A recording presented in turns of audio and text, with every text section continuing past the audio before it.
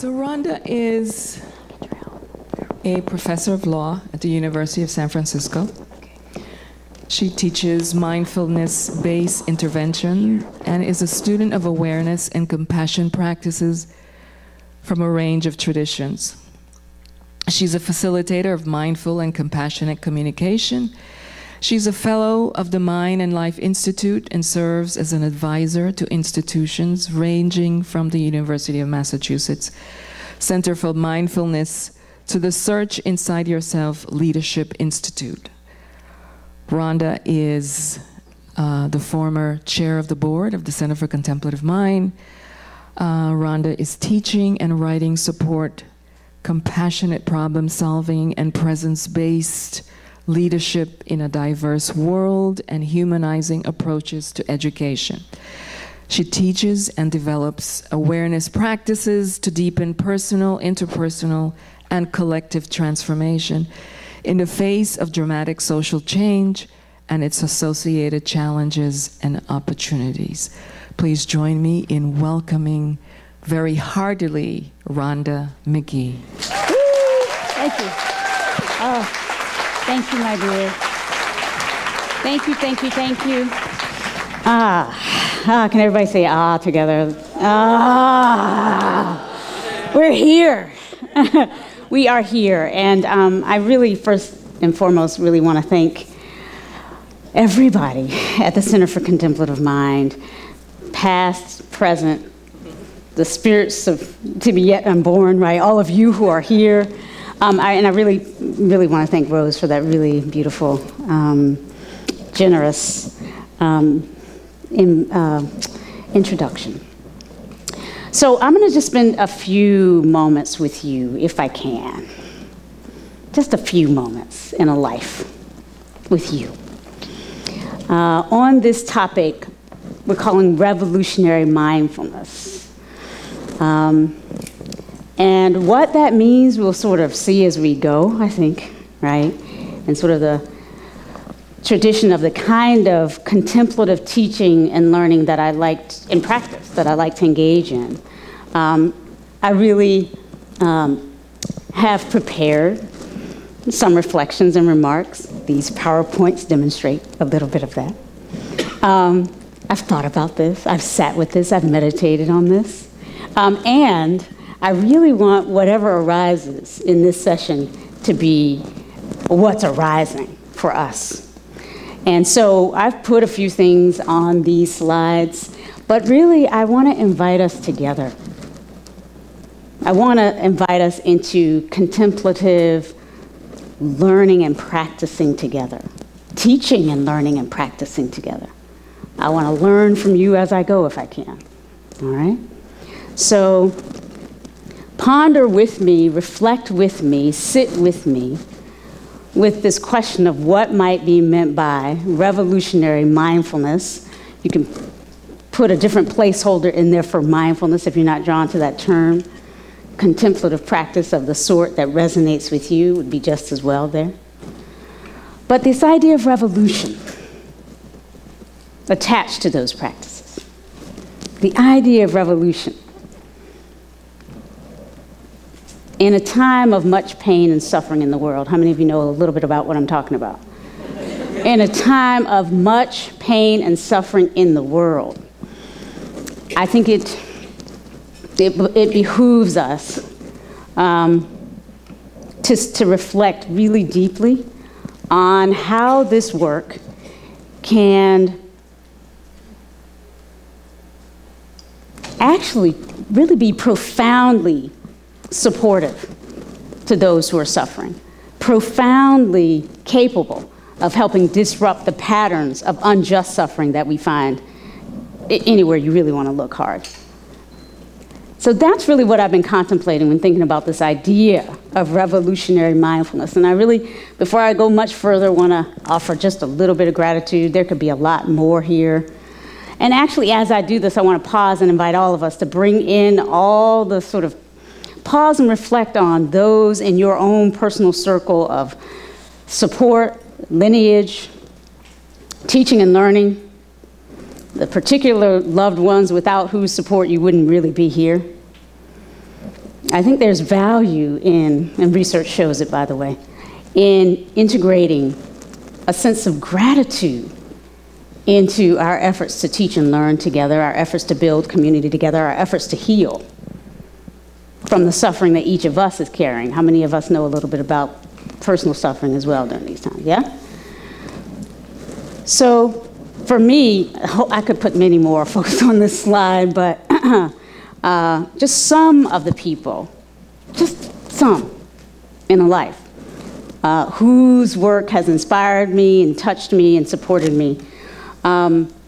Certainly, Bell Hooks, teacher and writer, really looking deeply at what it means to be a human being capable and willing of facing the most painful dimensions of experience in our times, right? So getting us looking at how people who are gendered, cisgendered, female, racialized, Black, people who suffer economic exploitation, people who are racialized in whatever background but who are suffering, right?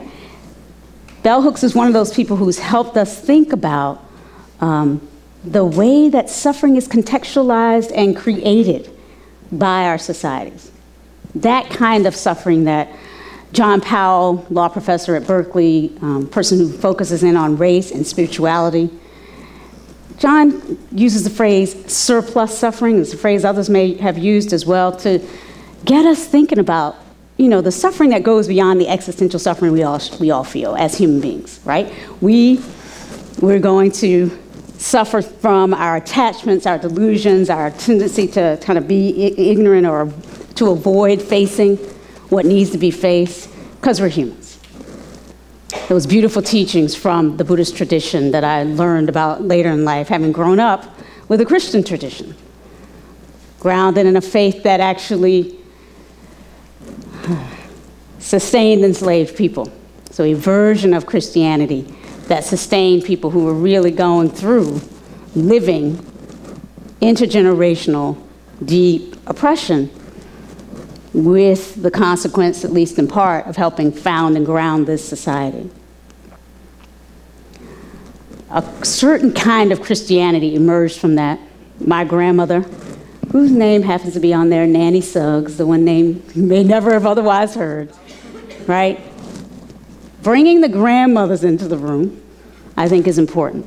Not only the grandmothers, the grandfathers, those people who in your own lives, without whom, again, you wouldn't be here, who, whether they would ever have used the word contemplative or not, taught you something about what it means to value yourself, taught you something about what it means to be strong and loving at the same time. These people need to be honored. My grandmother, Granny Suggs, had been called into the ministry in this form of kind of Christianity, fundamentalist Christianity it was, frankly, and in many ways, when I became an adult, I realized that that particular way that she understood God and sin and heaven and hell wasn't really quite the path that I would find most illuminating. But that didn't cause me to reject her as an important teacher in my life. Through her, I learned a lot about what it means to be human and what it means to care for oneself and for others and communities, even as we suffer, even as we feel ourselves not having that much to offer, recognizing we always have something to offer. And with her teaching and wisdom, I have joined or added the beautiful teachings of Buddhist teachers like Norman Fisher, John Kabat-Zinn, whose translations of Buddhist practices into mindfulness have been deeply supportive for me, and whose mentorship of me has actually helped me find a way to kind of bring my own version of translation projects to bear on the particular problems that my life has turned me toward. So, but from John I get this teaching, so grandmother, all sorts of teachings about service and community and being with people who struggle and recognizing the value in every human being, irrespective of their resumes and all of that. But John, of course, is one of those who has helped remind me that if we're breathing, there's more right with us than wrong with us, right? A very kind of deeply grounded capacity for well-being that comes from just being here now and taking that into the world, taking that into community, taking that into the classroom, taking that into those places where people are suffering. So there are more people here, but just to take a moment and invite in this space a sense of like awareness that we're here because of teachers whose names are famous and not famous, loved ones, all of us. And if you can, just take a moment from that place of gratitude, feeling the strength of your own, let's call it lineage, multifaceted, all kinds of people in different cultures in it, right? The inheritance that you carry into this space. Sensing the strength and the wisdom that's inherent in you that comes from that. If we can take a moment and turn to your sister or brother next to you. Turn to the faces that you're seated by. Take each other into your space of gratitude. Share that gratitude. Share that awareness that we are here. We have survived. We are inheritors of something tremendous. Right? So let's welcome everybody. Welcome everybody. Everybody matters here. Everybody. Yes? Yes. Okay, good. All right, so we are now through that process already grounding. Right? How many of you are starting to feel, yes, a little bit more of your own perfect, let's call it perfect, imperfect ground. Permanent, impermanent ground. Personal, impersonal ground. Right? With us, right now, supporting this work of this weekend. The sort of irreplaceable moment that we share. And what it will be from this moment forward, we don't know, we won't know. It will be because we are here together, whatever it is. It will be because you are here, because you are here, because we are sitting and learning and being together. This is what I mean by grounding. And when I teach my classes on law, sigh. That's right, somehow I'm teaching law at an American university. Woo! You all laugh because you sort of, I can tell you understand that that kind of inherent tension for a person entering into the American context in this particular body, right? Racialized, brown, black, African American, from with a history in the South, with a history of people who were enslaved but were not slaves, right? From a history of people who, I should say, I just recently learned that not only was my grandmother called to ministry, but ancestors going back into the period of enslavement had a lineage of being preachers to other people held in bondage. So I want to put the name of Ellis Suggs out there, born, I believe, in 1823. His son, Griffin Suggs, born in the 1850s, early 1850s, okay? And a subsequent lineage in that same line, ultimately including the father of my grandfather, Jonathan Suggs, my grandfather, Haywood Suggs, Jonathan, a preacher as well, born himself in 1858, the last couple of years of enslavement. So we all have these powerful histories that we may know or not know. I literally just learned about those teachers and preachers in my family, like within the last couple of months. For each of us, this project of grounding is, I think, a very important one and extremely personal. And how much we can take of our history or even learn of our own histories varies so much. And for many of us, there's a lot of pain involved in that kind of work. And for some of us, we kind of turn away from our histories for a variety of reasons. Let's have some compassion for whatever arises when we think for ourselves about our own particular challenges, holding and caring and loving who we are and where we come from. I do this right here. Christian Neff, a compassion researcher from the University of Texas at Austin. Some of you know her work.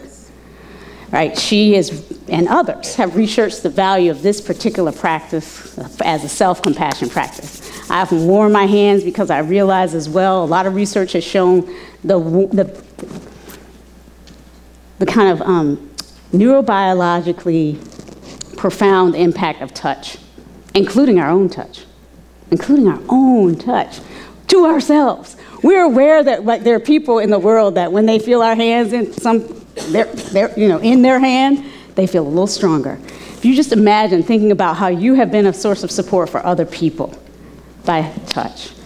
If you're willing to practice and allow yourself to feel in this moment, placing one hand over the heart, one hand just underneath the belly button.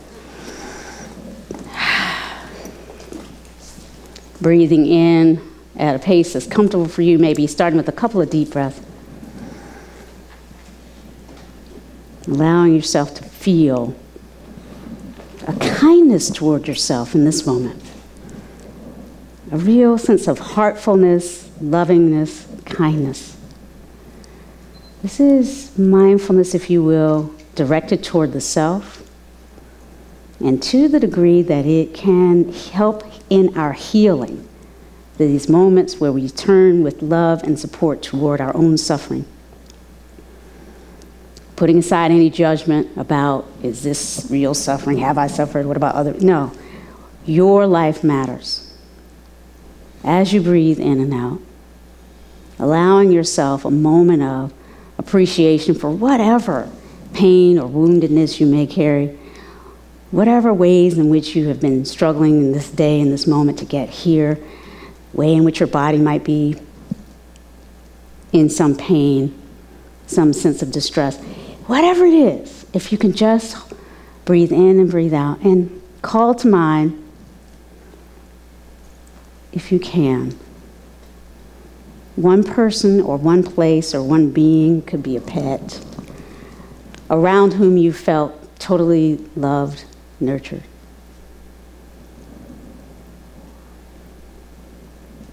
Bring the image of that person or place or being as vividly as possible to your being in this moment. See if you can really visualize as much as possible about this experience of being in the presence of someone who has loved and cared for you, or being in a place where you felt safe.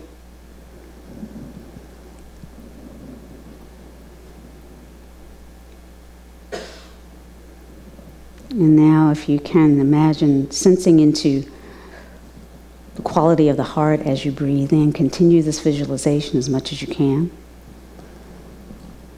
Allow the awareness to arise in you. What is happening as you visualize this person or place, being? Any ways in which the experience of the body is shifting, relaxing, happening, heart warming, comfort arising. And now, if you're willing, as you breathe in and out, imagine expanding the sense of whatever well-being is arising in you now, to expand from whatever point in you where you feel it, whether it's the heart, crown of the head, wherever it is. See if you can allow it to expand to encompass all of the rest of you. Breathing in and out, as much goodness and well-being as you can. And now, if you're willing, see if you can imagine it expanding beyond your being in this moment, encompassing, supporting people to your left, to your right, in front of you, behind you. And just sort of as you're willing and ready, dissolving the focus on that visualization and just coming back to just breathing and sitting, being here. grounded. Grounded. So whenever you're ready, just gently coming back into an awareness that here we are. Just check in, see what remains with you from that practice, what that was like for you. It might have been in some way supportive, might have been challenging, maybe in various measures, different things over the practice. Bring awareness to that. And as we bring awareness to that, I want to focus on this slide, this idea of remembering. So what I'm doing really is just talking through some of the ways that when I approach something like an inquiry about what do we mean by radical mindfulness, I want to do that from a place of a certain kind of contemplative ground. And for each of us, we have different ways of grounding ourselves. So I want to honor that. And I'm just offering, right, some of the ways that I ground. These are not the only ways. So sitting meditation, journaling, reflecting, remembering, self-compassion practice. Some singing, some dancing. Maybe we could sing together at some point. I don't know. I don't know if y'all up for that. All right. Remembering, though. And we've already done a bit of that in the practice, in the moments that we've shared already. Remembering the ancestors. To acknowledge our ancestors means we are aware. We are aware. We are aware that we did not make ourselves. That the line stretches all the way back, perhaps to God or to gods. We remember them because it is an easy thing to forget. Is it easy to forget that millennia of people and generations after generations, pre-human ancestry, all of that here, brilliance, untold, here, in your body, in your body, in your body.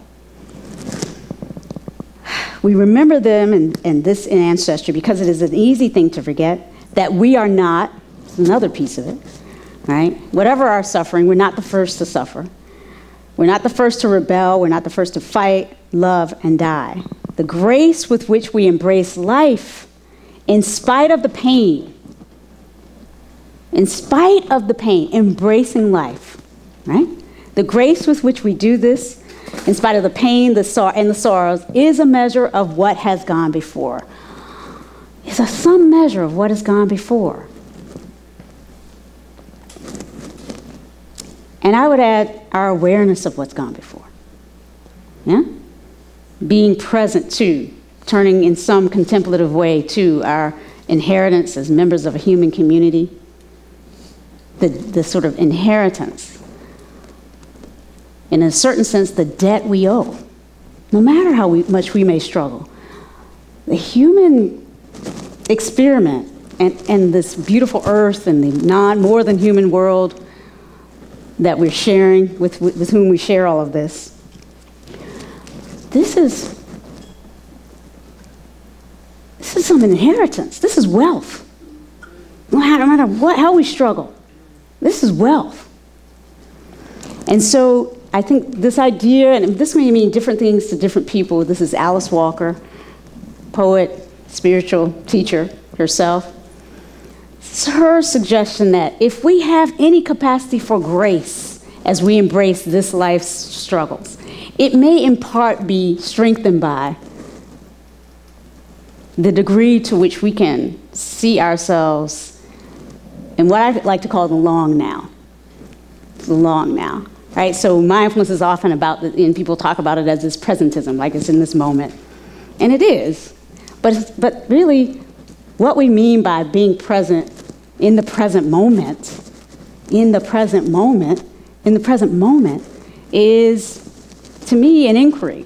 It's an evocation. It evokes a question. Well, what is this moment? What all else is here? Who all else is here, ancestry-wise, context-wise, environment? The long and broad now. Long and broad now, right? So if we can have some awareness that extends to all of that, then can that be a source of a kind of grace with which we can embrace these challenges of our time? So yes, we've been talking about then, I'll use another term, centering. There are many things that come up for people when we use this idea of centering. It may be something that's culturally resonant with you or not. Centering. I'm going to use a quote here. I'm actually edging toward really defining what revolutionary mindfulness might be. But in the process, right? Grounding, remembering, centering, right?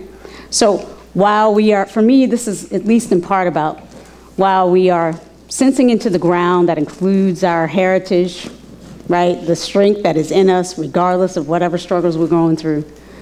While we are remembering, right? All of that, as we do so, we might also center. It's not either or, it's all, but both and. Multiple things happening at once. Centering on who we are in this moment. Perhaps the projects that we want to engage in this moment. Holding a little bit lightly, but with intentionality, that we're here for a reason. We're here to do something. So centering on that.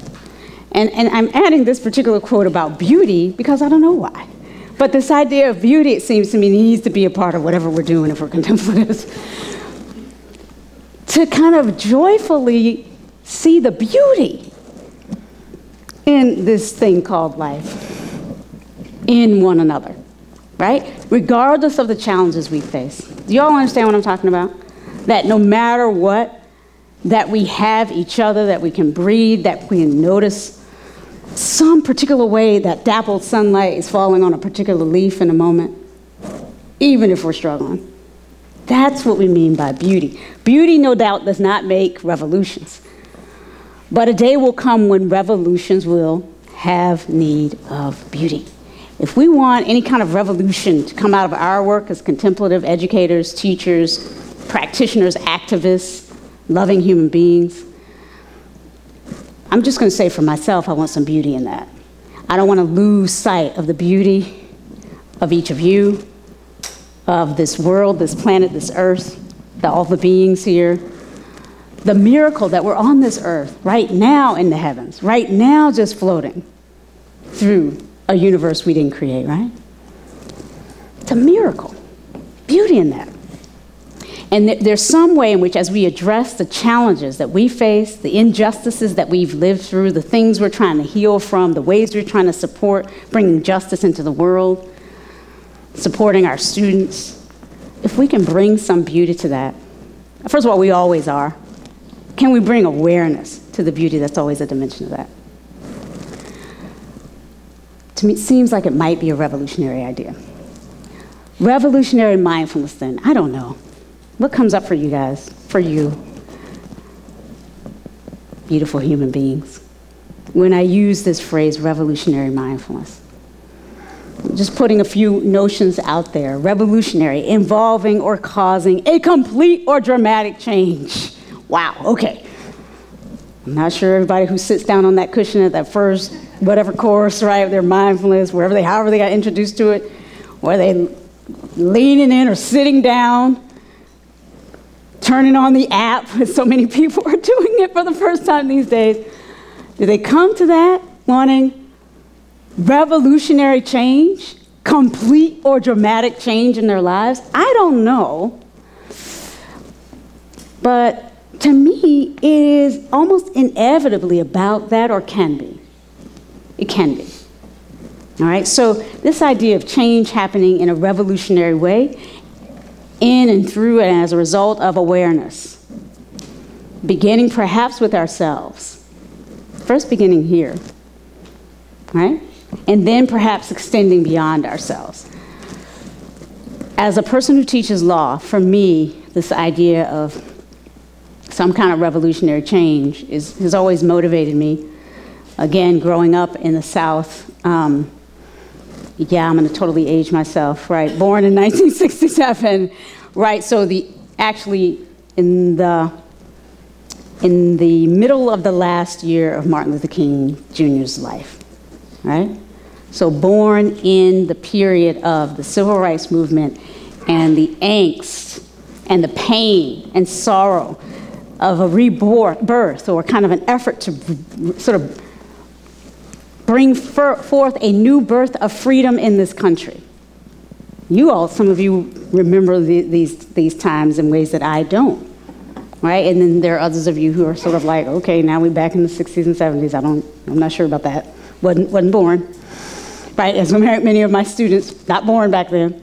But for those of us who have some consciousness, I think it matters to think about when we were born, the time and context within which we were born, placing ourselves. So this idea of both ground, on the one hand, deep ground, deep ground, and place, centering in a place and a time. Inquiring what kinds of projects and support or insights naturally travel with you as a result of your having been born in a place and a time. Obviously, some of that might be painful. Some of it might be comforting. But to have a deep willingness to turn toward and engage with this particularity of your life, I don't think we always talk about mindfulness and awareness practices in a way that invites that. I wouldn't be here, frankly, if my own mindfulness and contemplative practices didn't allow that, didn't support me in helping myself and others engage with the particularities of their lives. For me, again, it was being born in a time and a place where people like me were not supposed to be places like this, ever. People like me were supposed to be cleaning the homes of people who might be here, as my grandmother had done, as my mother just barely escaped, but only to become a nurse's aide, which is a little bit better, but not that much, frankly. I don't know if y'all know anything about the work. It's hard work being a nurse's aide. Those are the kinds of roles that people like me were supposed to always have, period. But I'm here. For a lot of reasons, a lot of causes and conditions. Some of them, though, had to do with this thing called law, changing, policies changing, but they didn't just happen. Those changes came about because activists, people fought, people died, and we're part of a lineage of people who have been fighting and dying for freedom, and still are. So I am aware that this thing called law and activism is embedded deeply in the mere presence, my presence here, my being here. At the same time, I'm actually very aware that law was deeply a part of what was suppressing and oppressing people like me for so long, and threatens to do so, continues to do so. So freedom, as Angela Davis puts it eloquently in the title of one of her more recent books, freedom is an ongoing struggle, right? It is ongoing. And I think that's a lesson that we all need to be reminded of in those moments where we're tired and frustrated. This is our time to struggle. People have been struggling and fighting for freedom generation after generation after generation, and we've inherited the benefits of that, and that we wouldn't realize that now we owe something back, that our children wouldn't be taught that they owe something back.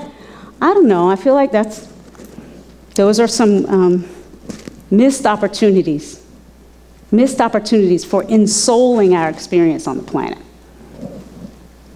Who knows what I'm talking about? Ensouling, feeling a sense that your life matters, that the struggles you experience actually matter, and connect again with history. So revolutionary, dramatic changes can happen. Such that, for example, I can be here as opposed to cleaning somebody's house. For example, same-sex people can be married.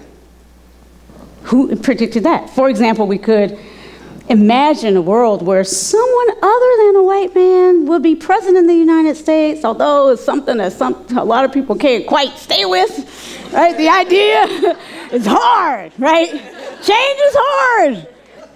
It really is for a lot of people. It is. I'm joking, but I'm not. You all know what I'm talking about.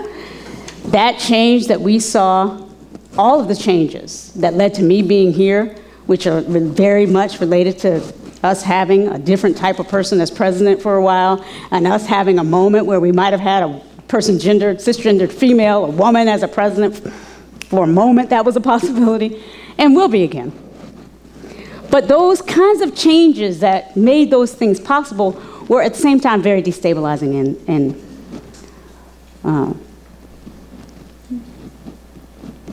created a kind of underground discomfort, angst, feeling that things were being taken that should belong to somebody else. That is part, really, of what we're dealing with right now. How many of you know what I'm talking about, right? So this idea of revolutionary change is both beautiful and also difficult. And we need a certain kind of maturity and a certain kind of gravity, if you will, gravitas, you might say, depth, to be able to understand that revolutionary change, with all its beauty and possibility, and that I wouldn't change, really, in so many ways. I'm that kind of a person. But to have compassion for those for whom those changes are really, really actually, despite their best efforts, hard as hell. Can we do that? Can we bring everybody's experience into the long and broad now? Mindfulness might help. Mindfulness, as defined here, is the state of being. I'm going to say it's the practice of being present and maybe the state or view that emerges from that, of being present in a particular way with intentionality, with an attitude of kindness, right? So attention, attitude of kindness with intentionality, on purpose, as John Kabat-Zinn would say. Paying attention on purpose, but not just that practice, the way of being that it embodies. Paying attention, being aware, and caring for all that arises, a heartfulness.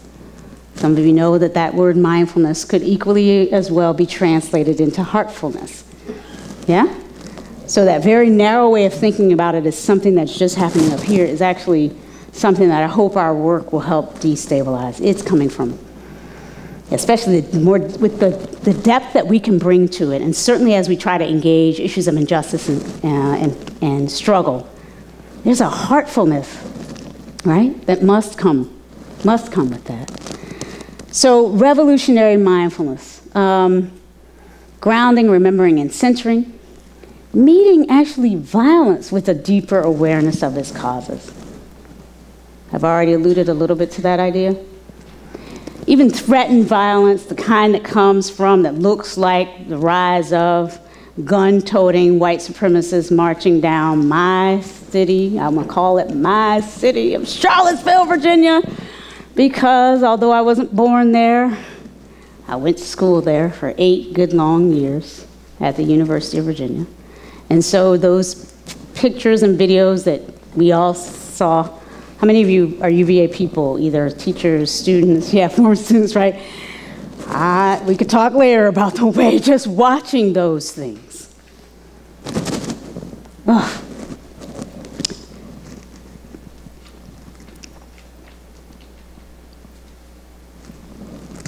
The pain of watching the way that a certain kind of reaction,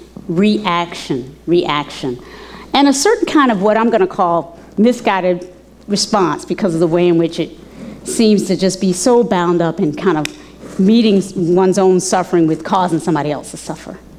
Yeah? Just watching that and seeing the pain of that is something that, again, we want with our practices and the things that we help offer and support our students in being able to engage. We want them to be able to meet violence, to kind of turn toward, maybe even as one of my good colleagues in the work of mindfulness and law, Tyrion Steinbeck, says, she's a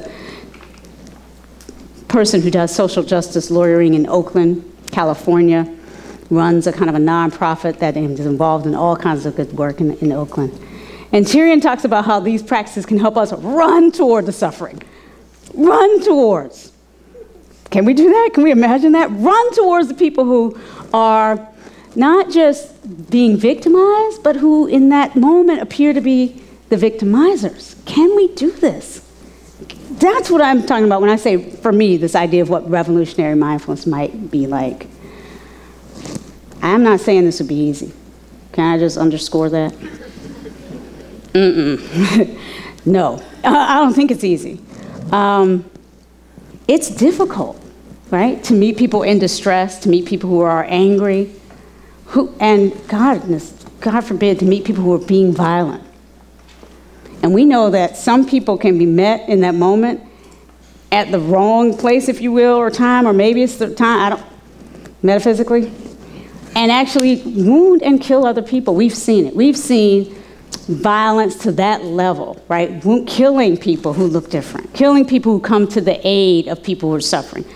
Well, like happened in Charlottesville with Heather Heyer, protester, like happened in Portland, right? Some of you know about the incident on the train in Portland several months ago, where a white nationalist comes onto the train and he is spewing all kinds of things to a couple of young girls, teenagers, wearing hijabs, looking different from his perspective. And two gentlemen three actually, come up and actually try to aid, and two of them lose their lives on that train on that day, are murdered violently for trying to help these two young women they didn't know. I'll say those two men were racialized as white. These two young women were racialized as brown in different ways. So from all appearances, they weren't necessarily of the same family, but obviously they were.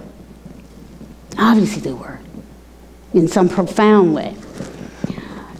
Meeting violence with deep awareness of its causes, conditions, the circumstances, the environment in which violence sort of germinates, this crazy time, now I'm gonna talk about law a little bit, where we have all unfettered access to guns, invitations to bring the guns anywhere, bring them to a protest. What? It's nuts, right? It's literally crazy, the idea that we're saying free speech should be supported fully, even in a white nationalist protest in Charlottesville, Virginia, or your town, if it's not wise enough to kind of prohibit those kinds of free speech expressions. San Francisco, where I live now, got an opportunity to meet this kind of violence, in that we had a gathering of white nationalists come to San Francisco a couple of weeks after Charlottesville. It ended up not becoming much of a conflagration, partly because we have laws that say you can't protest with long guns. By itself, that is a provocation, right? So totally unwise policy that can be changed in your area, or mine, wherever it shows up. Completely unwise. But the difference there mattered. So people came and they took over a little area on a field, and other people protested, and that was the end of that. But how do the different ways we meet, we've been invited, some of us in this room, to come and sit with people who are activists, who are doing that work, who are on the front lines. And we will be called, my friends, my family members in this room, I fully believe we're going to be called to do more of that. Now, will we answer that call?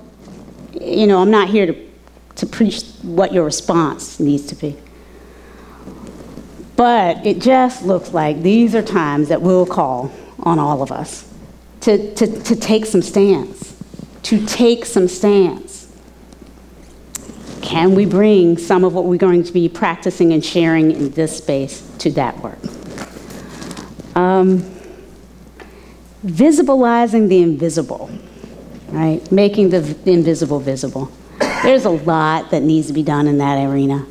And y'all know, a lot of y'all already know what I'm talking about, different ways that hidden forms of oppression that we see, others don't see, and then some of the things that others see, we don't see. Y'all know what I'm talking about, how we together can help us see things that from our own positionality we just don't see as much. But in conversation and community together, we can see more of the whole. The work of making the invisible visible that so many of you in this room have been engaged in, right? How many of you have been trying to do some version of that in the work that you do? Again, awareness practices can help us, but it's hard, it's challenging. A lot of people don't want to see stuff for reasons, right? And feel good about not seeing things, and don't necessarily like you coming in there with a particular program or set of insights that they should necessarily see, because you do. That work can be very, very hard. Very hard. I've been teaching race and law for 20 years.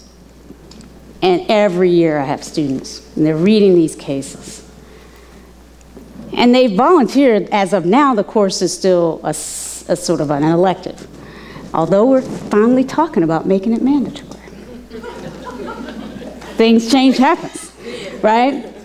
So over the course of the years, introduce a course I'd introduce with others, right? We don't do things alone, really.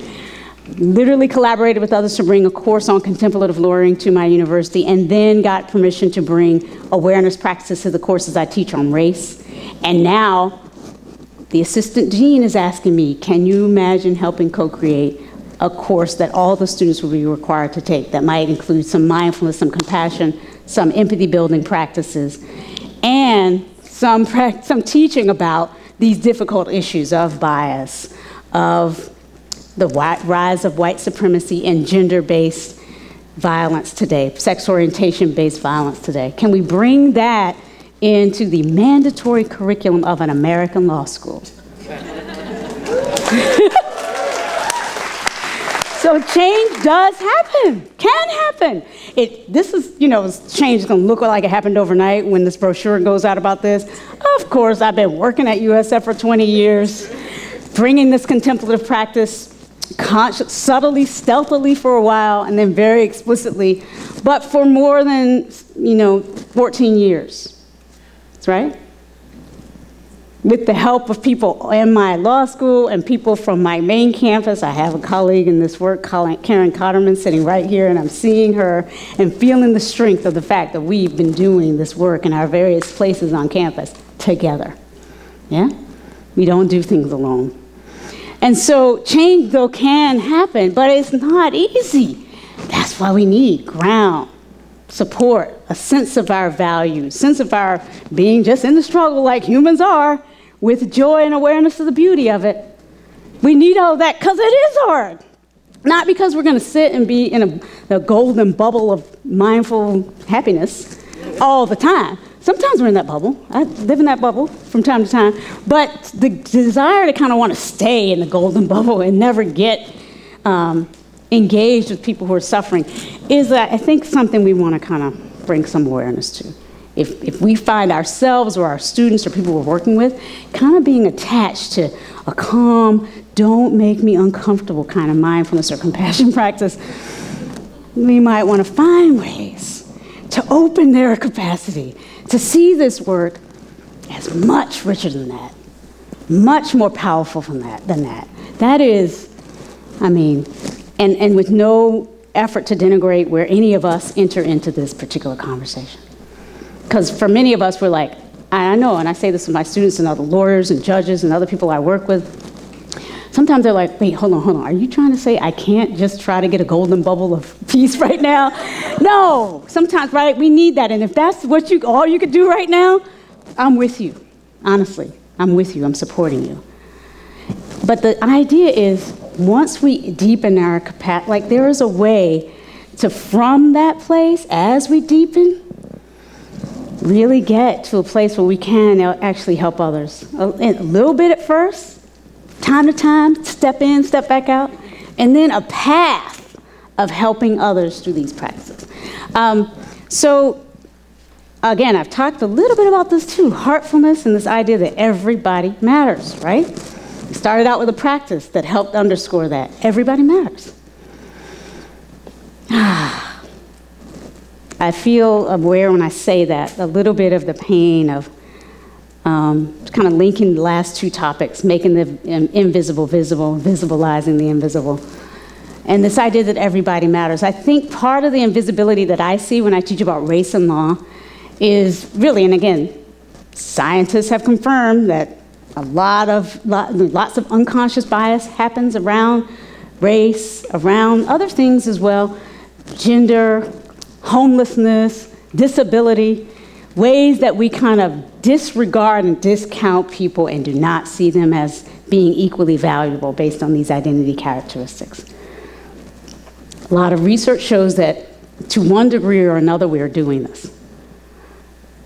With regard to the African American identity experience, the majority of people who have been tested for biases have some degree of anti-Black bias, including people in surprising degree who have been racialized as Black themselves. Would that surprise us? If we are living and breathing and imbibing a kind of a society that's trying to tell us all the time that those people don't matter as much?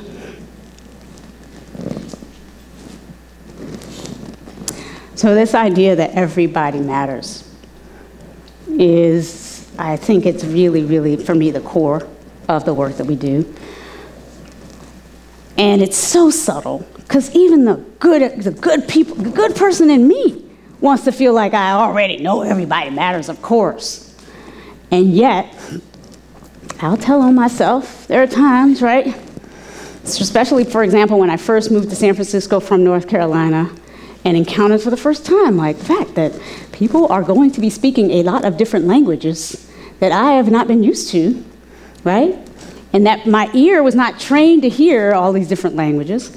And so there were those moments where I was just like, wait a minute, what? Everybody's speaking all these different languages. Okay, I've been living in San Francisco for 20 years.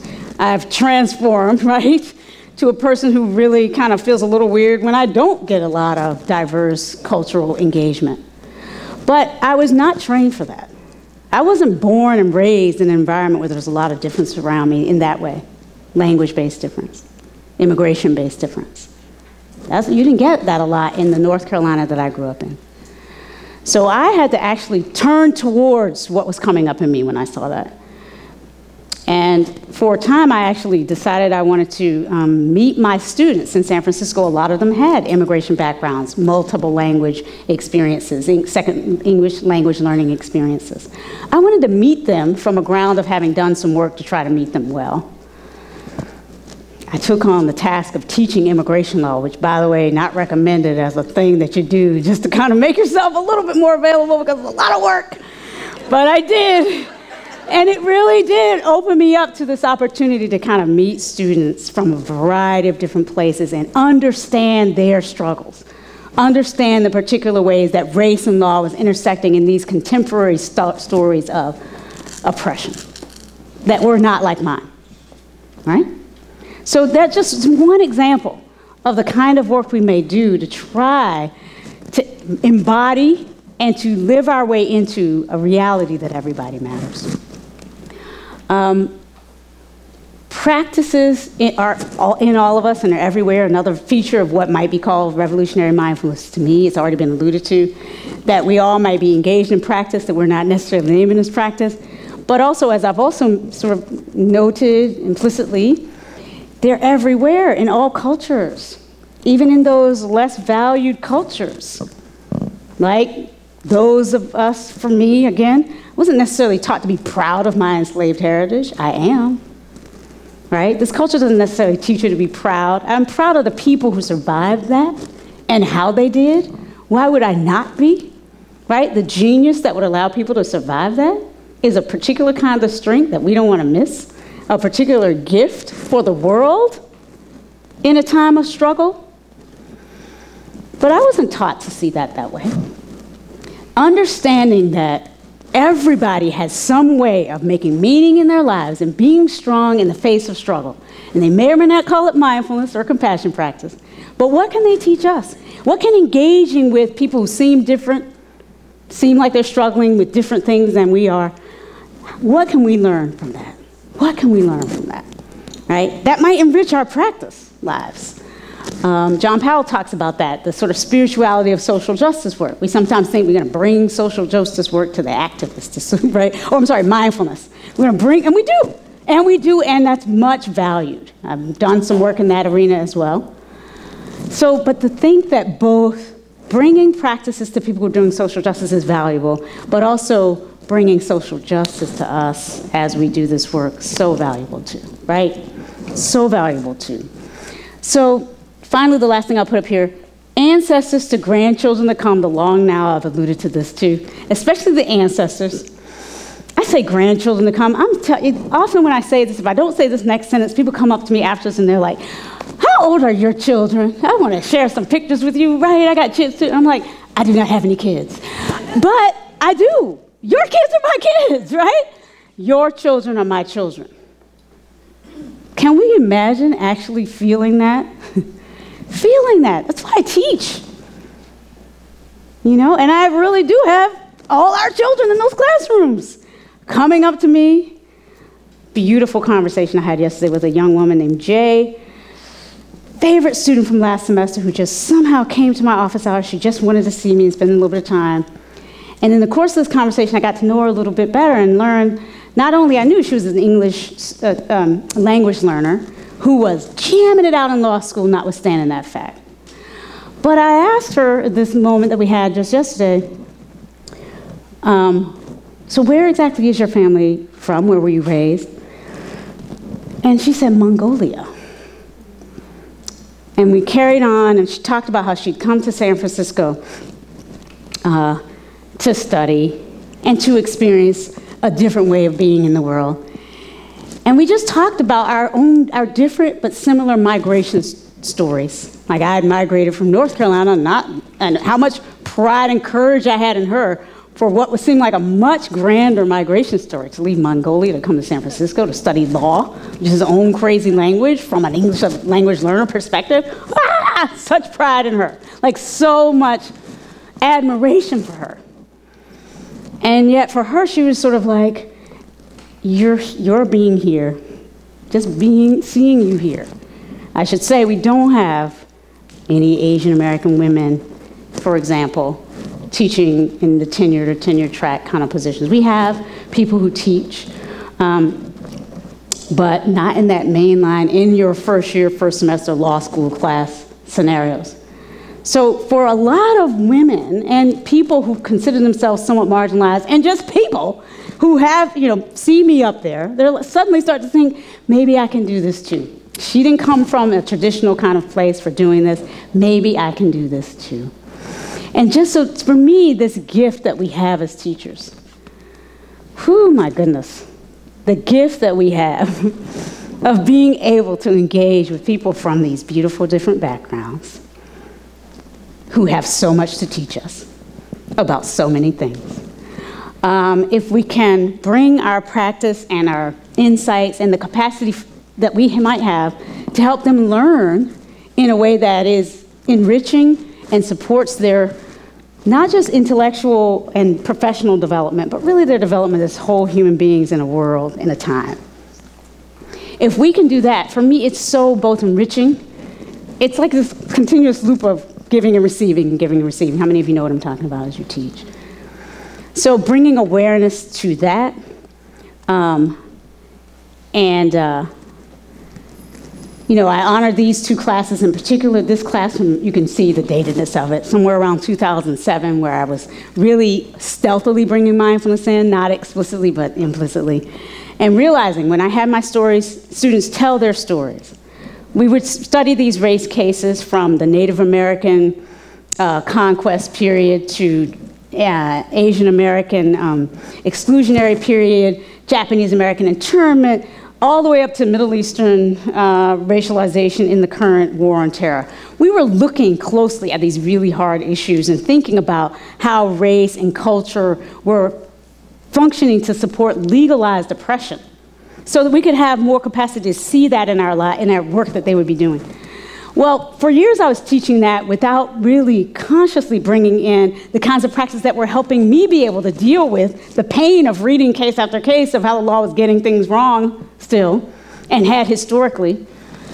I was drawing on my own practices, and at a certain point I realized my students, if I can't find a way to help them learn and deal with these, to stay focused on what we need to study, but actually not lose themselves, not get depressed. Well, they're going to get a little bit depressed, but find a way to move through that and stay in the work. And so I started helping them listen to each other, contemplative dyad, compassion building, empathy building, perspective taking practice. Now we have Tanya Singer from the Max Planck Institute in Germany, confirming that actually it's not just mindfulness.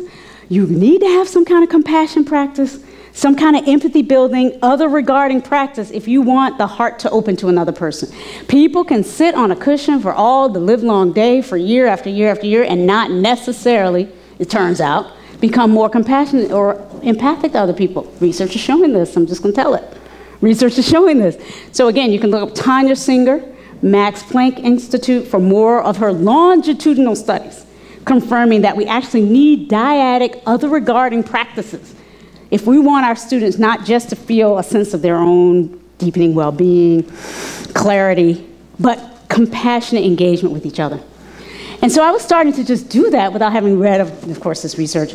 And ultimately, the benefits of that were so apparent. My students were coming together in a learning community in ways that they never had. And that other picture is a place where I take them regularly for retreats now, because now I've got permission to offer these practices as part of the course. It's in the description. And to take my students on retreat, I will say that that location that you can see from your right is the location of a home that I share with my partner. And it is right in the middle of the regions that we've been hearing about, the Santa Rosa Fire region. So for a few weeks ago, I literally did not know if this area was going to be available to us. I didn't add the photos that I could show you of. Literally burned down house to the left of ours. Literally burned down house, 2 of them. Burned to the ground. To the right, house burned to the ground. But our house and the house of a neighbor somehow miraculously stood. That neighbor's house, he was a firefighter who stayed, and in so doing helped ours. Our home, I'm just going to call it a miracle. It is burned all the way. That grass burned. The home somehow stood. It is not explainable yet. I haven't figured out what explains it. But in my mind, part of it is because these students self-consecrated, right? We go there, we call them on the native people, we get permission to be there, all of that. Yes, right? And somehow, you know, again, I don't know, we don't know. And I'm sure other people consecrated their spaces. But let's just say we're going to keep using that place as a place for good. We're going to keep using it. I have a deeper commitment now than ever for that. So, bottom line is, for me, this notion of mindfulness as a revolutionary teaching, learning, and scholarship project for law, for social justice, is one that goes very deep. It helps me answer questions like, how can I help my students understand the Black Lives Matter movement? I was recently in conversation with Opal Tometi, who's one of the co-founders of the Black Lives Matter movement. Beautiful human being who also co-directs the Black Alliance for Just Immigration, right? So she's a person who can sit and talk to you about how 240 million people are roaming the earth as refugees today who weren't in such a number 10 years ago. The number of people who've been displaced through war and climate is profound, and it's impacting all of us, whether we know that number or not. Those kinds of challenges, the kinds of challenges I have to help my students try to figure out how to work with. But they see, you know, to see that those similar kinds of challenges are happening right on the ground in their neighborhood, with police brutality, with disproportionate applications of violence against really all of us, but disproportionately against brown and black and Native American people. This is real, and this is something that we are now aware of. How do we kind of confront that? This work that you all are helping me do and have been helping me do is really part of a way of transforming lawyers' capacity to meet this kind of injustice in a way that doesn't just churn injustice, and in a way that doesn't burn the lawyers out, in a way that doesn't turn their hearts into a piece of coal. Because these are all the things that traditional legal education have done for people. I don't know if y'all have noticed. Right? But so we're looking at big questions like, how can mindfulness actually help us transform legal education? Transform legal education. I just yesterday had this conversation, a formal scholarship talk with my faculty about how legal education needs to figure out a way to like reckon with white supremacy, for example, right? And gender supremacy, right? But in this moment, we have to deal with these things. Those are the kinds of big questions that I feel like this work supports. I might not get my law faculty to agree that we need to be the law school in America that will help you deal with rising institutional theories and ideologies of violence against other people. But having the courage to at least sit and say, can we talk about this? Can we make a case for this? Can I hear your criticisms of this so that I can keep thinking about this? That is what I think these practices can do for us, whatever our field. I want to say opening up the law school classroom and helping teach others is something, again, specifically the work, I'm going to honor Karen Cotterman, who helped me get funding to bring these practices out of my law school context and into engagement with these beautiful people who are working in San Francisco to support activists, to support the predominantly poor and underserved communities, frankly, in San Francisco, and who really wanted some kind of mindfulness engagement to support them in that work. Thank you, Karen. You helped me get funding for that, right? We don't do these things alone, and it has an impact. So the idea, though, of having us, I know we're tired and we're overtired, as my mom would say, but the idea that we could actually also help people in the communities, find ways to fit that in our schedules, take our teaching where it's needed most. The long now, the broad, where. It's not just that classroom that you're getting paid to be in every day. So revolutionary mindfulness to me expands into intrapersonal, intersystemic engagement with all kinds of problems. I am going to not necessarily go through every single slide here. I will say that though this slide helps represent this idea that it helps us conceive of ourselves and the struggles that we see in a way that's dynamic, embedded, contextualized, intersubjective. So we know that what I'm struggling with is somehow related to what you're struggling with. Let's find that common ground, let's help each other, and let's grow through this process. So ongoingly, there's research confirming the value of this. I'm not, again, going to go through every slide. But definitely, I've seen indications in my own work and research of the value of this, transforming people's way of thinking about what it means to be lawyers and what it means to care for people in the process of working.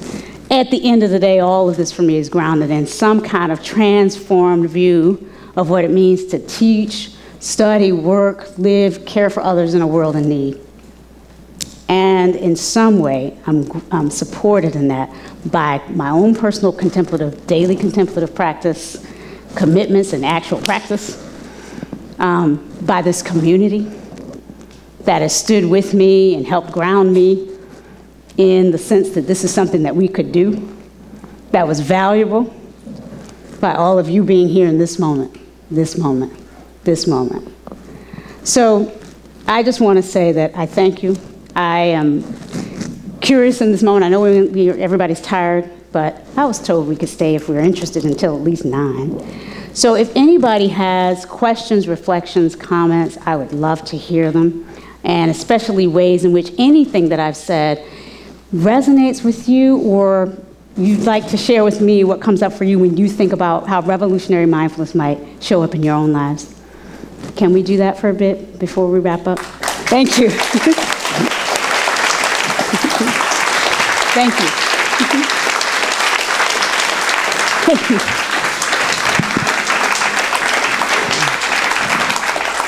So if people have a question or two, I'm happy to entertain it. If not, I want to say we can sing a little bit before we wrap up. So, yeah, question or two, yeah. I just know you have a story about, thank you. Yeah. This is just, you're such heart, mind, spirit, thank you. Joy.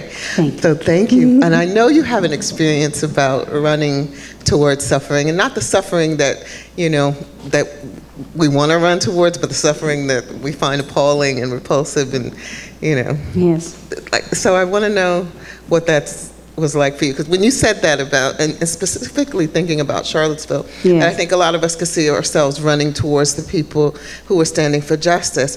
But how would you, how have you run towards the suffering of people who are standing for injustice, who are perpetrating violence? How have you and would you and could you? Oh gosh. I will have to say that I haven't done as much of that as I think I will do over the next some years of my life. But I have been in circles with people who come because it's advertised, for example, as a mindfulness and law gathering. Not, I don't know where the mic went. Was it in? But if mindfulness in anything and I'm there, we're going to talk about these issues, right? So I've certainly had experiences where I've shared about some of these issues, the ethical call to kind of turn toward these issues as lawyers, even if you don't see yourself as a social justice person, let's say. And just had people say things like, well, do you feel empathy and sorrow for the perpetrators of Name Your Violence? I had shared a story in one talk about how last fall, this neighborhood where I live in San Francisco, where I felt safe in for much of my adult life, last fall, as things were changing, suddenly this was a neighborhood where my partner and I left the house one Sunday morning and noticed our home had been egged in a way that didn't seem accidental, and it wasn't Halloween. And as we walked out, we were just like, let's see what else is happening in this neighborhood on this day. And sure enough, we walk for a while, see another house totally egged, and a person coming out going like, who did this? Who could do this? A brown person, Asian American person. Go up a little bit more, nobody's home egged, another home egged, Asian person again. There are not a lot of African Americans in this neighborhood. The only other people of color, besides myself and my partner who's South Asian, Indian, other Asian Americans. And somebody specifically targeted and tagged our homes to send us a signal just to let us know we know where you are, and we don't necessarily want you here. And Southern Poverty Law Center has detailed how that kind of incident often escalates over time to hate crimes and violence that end up with much less benign outcomes than did ours. So I shared that story with some lawyers. And really, you know, so I had somebody in the audience who kind of was like, well, can you understand why people might not want you there? In a way. I mean, he kind of didn't say it exactly like that. Do you understand that? And can you feel some compassion for that? Whew, that was hard. That was a hard moment. But I was able to say, actually, I do loving kindness and compassion practices on a regular basis. It's really almost my daily practice right now because of these times. And I regularly extend it to people that I'm having some difficulty with that I don't necessarily know, but that I see in the world acting. And so I described how I make that a part of my practice, a feature of my practice. But I also said something to the effect that there are limits to and boundaries that we deserve to be able to stand with. And so, for example, if somebody doesn't see me as deserving of even a modicum of basic respect as a woman, as a black woman, God forbid they show up with a gun. I'm not sure it should be my job to stand in my mindful, compassionate place to meet them in that moment, but I hope I can do the best I can not to demonize them, not to hate them, to try to understand how they got there without necessarily making myself, you know, the next target. And I also mentioned that I hope others might stand with me. I don't want to be alone in this. I'm going to say I won't be alone in this anymore. I'm going to keep finding those of you who care about these similar issues, because it is hard doing this work. And we often, those of us who care about these things, are often placed in positions where we can look around and wonder, if something broke out here, would I be alone? I don't know. I need to know these days. So please, y'all understand, I'm sure I'm not the only one. Wherever you are in your world, your workplace, your school, know that there are people around you who need to know that you have their back. And we need to be that for other people. So that's what I was saying before about I believe we're going to have to be doing more of this standing up these days. So even if we don't want to, you know, there's a way to do this. You don't want to be awkward and weird about it. But just be aware. This is where awareness and subtlety and what's called for now comes up. You can, if somebody's, you can sense, I believe, you can get to know your colleagues and students enough to know if they're feeling somewhat vulnerable, and in some way signal, I have your back. For me, it's like with my students, every one of them, I tell them all the time, I'm here for you. And some of them get it and come right to my office, and some of them hold it and don't quite know if they can trust it. So these are the things that I think we can do, but it's not easy, I'm going to tell you. I pray about this. I go back to being that Southern girl about this, because it's actually challenging. But thank you for asking. Yeah, thank you. Yeah. Anybody else? Maybe one more before we do some singing. More? Yes, thank you, dear. Yes, sorry. Okay, no mic. Thank you so much for your words and thoughtfulness in the presentation. I'm Sydney Barai, and I come along with my ancestors from the Ilocano tribe of the Philippines. I come because I'm trying to understand something that's been a tension, at least, anger at its best, about this idea of colonizing our minds and how contemplative practices in the United States feel like a contribution towards colonizing the mind of those of us who live in current colonization lifestyles here. So I'm wondering if you can speak to that, especially as it regards to law. And I think it's just such a tangential sort of component to the immigration conversations that we're having, because it has a lot to do with imperialist practices. So I'm just wondering if you have any thoughts about that, because it's I'm not hearing it. You're what? I'm not hearing it. Yeah, and in fact, I'd love to hear a little bit more, because I don't want to assume I know what you're saying entirely, about your own experience of having, meeting these practices as being a form of colonizing of the mind. I mean, I'm aware that there are many who feel that these practices are being, first of all, taken, appropriated from cultures and not being named adequately and, right, sort of honored adequately or contextualized, right? That isn't a kind of a just and right criticism of some of the ways that these practices have been offered, and a bigger conversation that we can have right at the moment. But I honor, and I'm in that conversation with people. I believe that that's a conversation we need to have. And not just a conversation we need to have. I believe we need to be in integrity as much as we can about the challenges presented there. But in terms of colonizing the mind, for me, I don't know, I'm kind of curious to hear a little bit more from you. I know that, for example, people are concerned that poor and disadvantaged people are being offered these practices to sort of pacify them in some ways or control them, let's say, in a classroom setting. So these are the things that come up for me, but I'm curious if that or other sorts of concerns are what are motivating you. If you can share with me a little bit more. Yeah, I think what motivates me is understanding that, especially placed side by side to education, and knowing that education has been a democratic tool. For example, in the Philippines, that it was the military that brought U.S. education to us to teach us English as a way to civilize us, and now we're starting to hear similar components around mindfulness practices as a way to engage education further, and it just feels like continual colonization and not helping us to access further our ancestral ways of knowing that date back 3,000 plus years. Okay, I think I understand a little more. Thank you so much. Tell me your name again. Is it Sydney? Sydney. Sydney, okay, thank you. So, again, I think that this conference is a place where we should be in conversation deeply about these issues, but not just here, actually, as we go. I think that one of the reasons why I talk about my own heritage and the way that part of this work for me is about embracing the ancestors. I'm inviting all of us to do that and to share what we're learning and to help us stay in some kind of integrity as we go. I know that this field is developing. It gets things wrong, even as it might be offering something of benefit.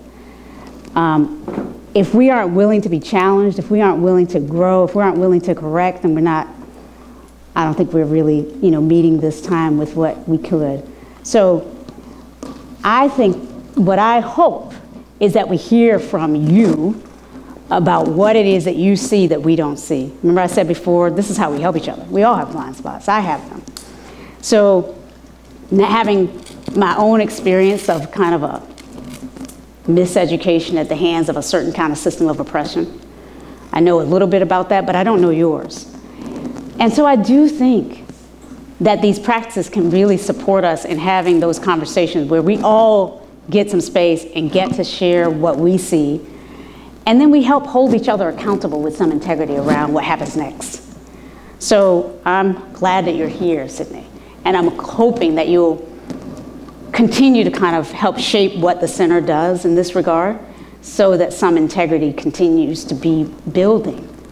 I realize that we are not at the end of history. We're just beginning, and we need each other. And I need you in this conversation to help me see what I can't see. And we need, this is something that I hope we will continue to do, here and ongoingly, because it's never going to, the long now, the broad now. It's never going to be just this conference and then we're done for me.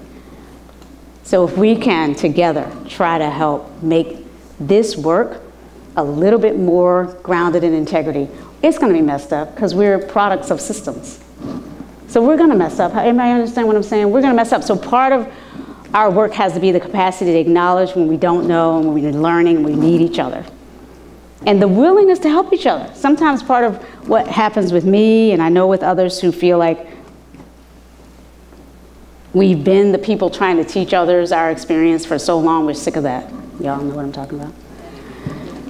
And yet, is there any other alternative? I don't know. I mean, really, like I can try to read about your experience, but actually, you know, some of it, that's where, for me, the compassionate part of like knowing that people who don't know what my experience is like and are asking questions that they're even taking risks to ask, and vice versa. If I ask you a question, I'm taking a risk to ask.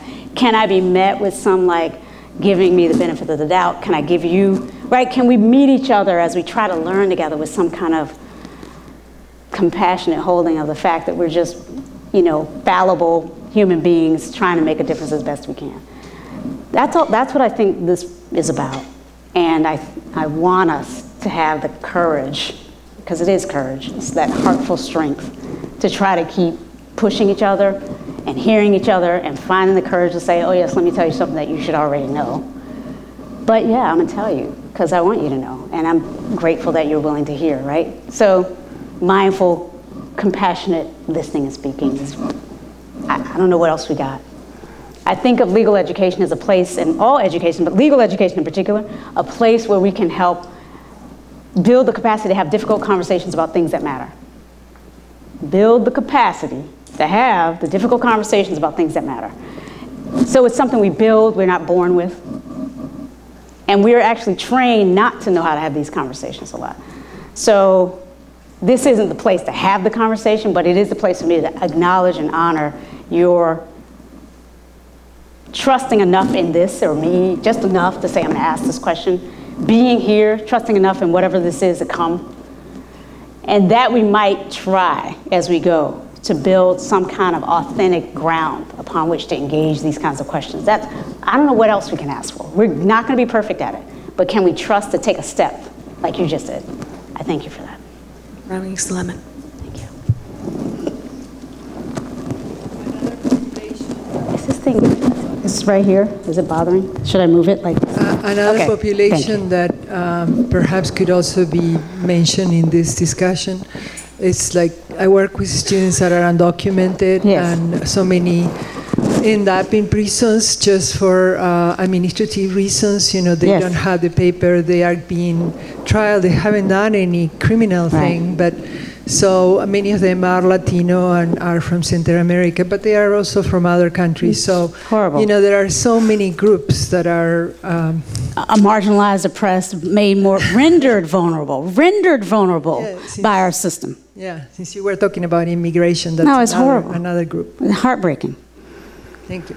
Part of this moment, part of this place. Thank you for making it more part of it. Thank you. I saw a hand up. Who has the mic? Somebody? Yeah?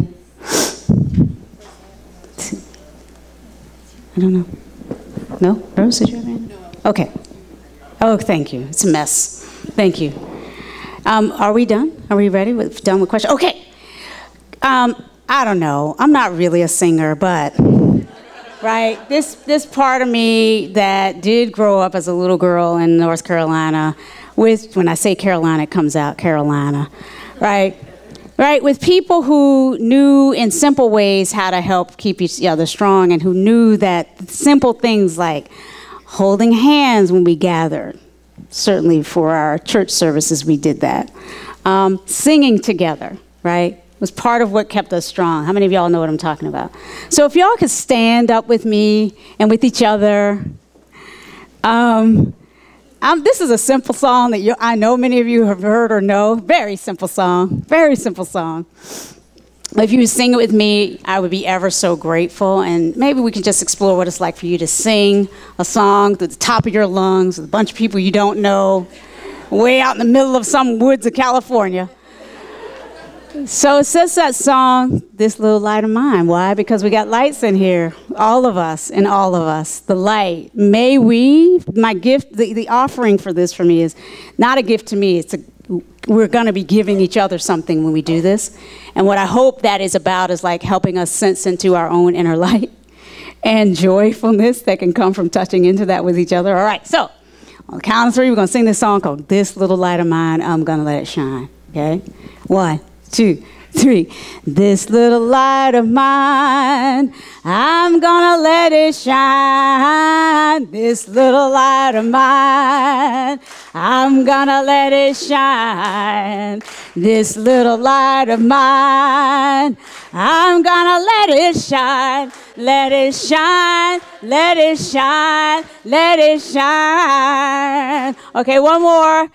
Everywhere I go, I'm gonna let it shine. Everywhere I go, I'm gonna let it shine. Everywhere I go, I'm gonna let it shine. Let it shine, let it shine, let it shine. Woo! Thank you, thank you, thank you. May your light shine this weekend. I will see you. May your light shine your way to bed and rest well. Rest well, everybody.